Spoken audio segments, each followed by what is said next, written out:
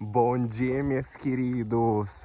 Мы вышли на улицу, потому что дома невыносимо сидеть, где 36 градусов жары, духота, легкий ветерок, но который не приносит облегчения, поверьте мне. Я вышел хлопковой рубашки, как ее, футболочке, вот, мини-шортиках. Не потому что хочу покрасоваться, только потому что хочу немножечко почувствовать свежего воздуха. Где я иду? Я иду у себя на районе. Вот. Нет у меня велосипеда, потому что мой муж его сегодня использует по назначению прямому. Вот. И я вспомнил то, что у меня закончились пакетики для упаковки моих любимых американских печеньев, которые выпекаю, напоминаю, кто не знает. Вот.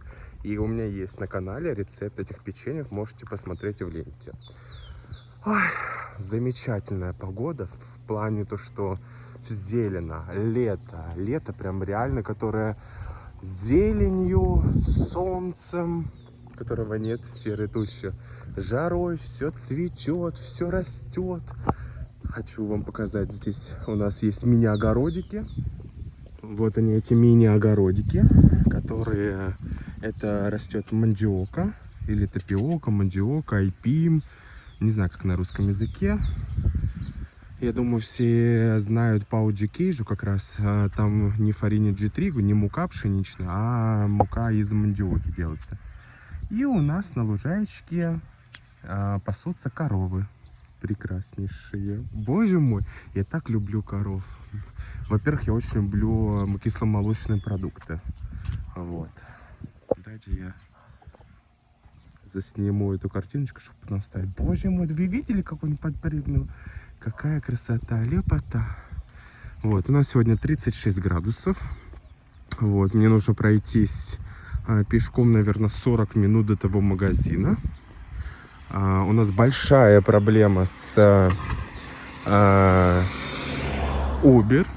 Типа импульсивию невозможно вообще вызвать этот Uber в нашем городе, где 60 тысяч населения, и вот два приложения Uber и Новенте Нови 99, они почти что не функционируют. Поэтому люди обмениваются контактами, потому что у нас есть, кстати, чат у нашего огромного района.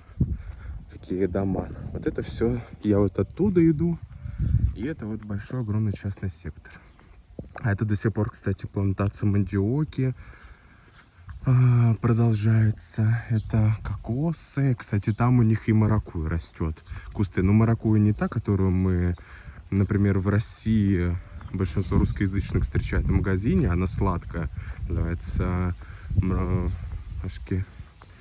думаю, что маракужа доси. Кажется, так называется. Вот. А здесь маракуйя, которую в основном используют для сока, смузи, при выпечке. Вот. Ну ладно, на чем еще я закончил? Вот, и у нас не работает Uber, поэтому у нас с нашего района есть чат в WhatsApp, где мы все благополучно обмениваемся какой-нибудь важной информацией. И большинство обмениваются также контактами через WhatsApp, где можно вызвать Uber. Ну, все по старинке, как 10 лет назад в каком-нибудь большом городе было. Вот у нас сохранилось в маленьком, потому что водители сюда не едут, не хотят работать, стоимость всегда высокая, за эту стоимость никто не ездит, потому что, к примеру, позавчера, когда мне нужно было вызвать Uber, я, вызывая Uber, вижу, что стоимость его 35 реалов составляет. На 35 реалов это дохренище. Грубо говоря, может быть, почти под 500 рублей. Вот, 500 рублей, да. Короче, очень много. Или 7 долларов, кому как. Дорого. Поэтому хожу пешком. Одновременно и для похудения, и для здоровья полезно. Прошло 15 минут. Температура вообще не спадает. Мне кажется, еще больше стало, вообще все 40 градусов, потому что я весь теку. Футболка, мне кажется, уже насквозь промокла и прилипла к телу. Вот, но, кстати, появился какой-то ветерок, более-менее. Ай. У меня голова вообще не соображает, мозг кипит, просто как каша, видимо, внутри. Но у меня цель, надо дойти до этого магазина и посмотреть, что из новинок появилось, потому что было Рождество, скорее всего, много что не продали. И интересных форм для выпечки можно закупить сейчас, наверное, по скидочке. Вот. Какая разница, как выглядит яблочный пирог. Вот. Имеется в виду, если он будет выглядеть как панеттоне для Рождества, то можно и в феврале его покушать уже не в Рождество. Красиво, красиво, украсить розочками из крема, еще с чем-нибудь. Но я к тому, что скоро Пасха, ну как скоро, через 3 месяца, вот. Но я подумал, что можно всякие этикеточки купить с кроликами, с яичками шоколадными. Вот, закупиться сразу, чтобы потом не переплачивать. Правильно? Правильно. Вот. Ну, мне еще, наверное, минут 15 идти. Так что скоро уже дойдем. Пока меня добивает жара, все эти 36 градусов. И надеюсь очень, что я выживу к концу сегодняшнего вечера. Доберусь благополучно до дома. Потому что нужно еще курс один сделать. Нужно приготовить, во-первых, ужин. Первый, второй курс сделать. И в-третьих, у нас скоро Новый год, через 3 дня. Мы будем отмечать в доме наших общих друзей. И у нас у каждого есть задача, то есть все, кто приходит, приносят что-то. Вот у меня задача принести десерт. И я голову до сих пор ломаю, какой же бы десерт принести, потому что у меня и торт панчо, и медовик, и эстерхази. Короче, вот что-то хочется такое, чего 100% нету в Бразилии. И 100% зайдет народу, то есть не будут фукать. Типа...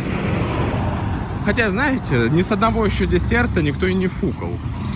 По крайней мере, который я готовил.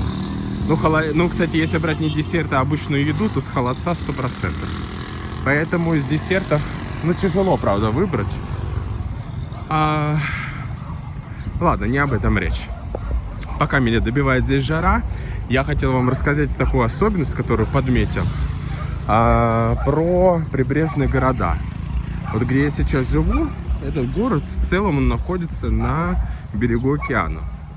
Но на берегу этого океана, то есть на пляже, там нету вот тех пляжей, которые мы привыкли, с зонтиками, как по-русски-то, кадерс, зонтики и... кадерс, как эти на чем сидят, на стульчиках и всего такого. То есть место, оно не приспособлено для принимать солнечные и эти морские ванны, да? Вот в чем особенность. Те города, у которых есть эта возможность, они полностью оборудуют эти пляжи под туристов, под себя любимых. То есть вкладывают денежки и особо не заморачиваются с той инфраструктурой, которая находится внутри города. К примеру, оборудовать велодорожки. Вот это прям реальная проблема у некоторых городов. У некоторых, я не говорю про все. Вот у моего города проблемы с пляжем. Там деньги хоть выделяй, не выделяй. От грязи, которая на пляже, ее не избавишься. Грязи не вот это, которая человеческие факты, а грязи, как вот лужевая грязь. В луже есть грязь, вот эта грязь. Из-за особенностей нашей реки, из-за особенностей прилива с океана, здесь постоянная грязь, которая много столетий никуда не уходит. Поэтому наш город вкладывает денежки внутренние. У нас город небольшой, 60 тысяч населения. Соответственно, денег тоже немного, но, по крайней мере, вот я сейчас иду от моего дома, и вот иду 40 минут по тому маршруту, который, то есть по велодорожке. Вот идет у меня пешеходная, и вон там рядом велодорожка. И я вам скажу, когда у меня есть велосипед, и мне нужно доехать, к примеру, до спортзала, потому что он у меня впереди, то есть он в конце города находится от моего дома, я еду спокойно по велодорожке, никого не сшибаю, никого не ору, там, типа, сойди и так далее. То есть большие молодцы. они вкладывают деньги, например, в вот не оранжереи, как это называется, вот высаживают, озеленяют город. Тоже классно. И чем мне нравится мой город, куда мы переехали 4 месяца назад, тем, что здесь почти нету ни одной многоэтажки. И этот город, он одноэтажный. То есть здесь сплошные частные дома, один из которых мы живем, слава богу. Мы хорошенькие. Я вот пытаюсь говорить, но у меня вообще, я вот подбираю каждое слово, потому что мозг, ну, чистая каша. 36 градусов, очень жарко. Еще ходьбе, ой. И тут, кстати, в этой части города нет ветра, так как у меня хотя бы ветер был. А здесь нет ветра. Ой. Боже, я смотрю на бедных людей, которые не могут работать в шортах. Им приходится работать в штанах, в джинсах. И вот они в рубашке, в этих джинсах. Боже мой, и на улице еще. Это в основном охранники, всякие из офисов, которые выходят, эти риэлторы, которые продают недвижимость. Вот они в таких официальных нарядах ходят. Не знаю, мне кажется, летом нужно какое-нибудь правило единое. Вот пока лето, весна или там осень, разрешается ходить в шортах. Вот этот дресс-код из штанов, из рубашек мучает людей, да? Я люблю вот это так место. Здесь, кстати, лошади пасутся. Еще прошу прощения. О, лошади пасутся. И вот здесь большое-большое поле с хвойными деревьями. Ой.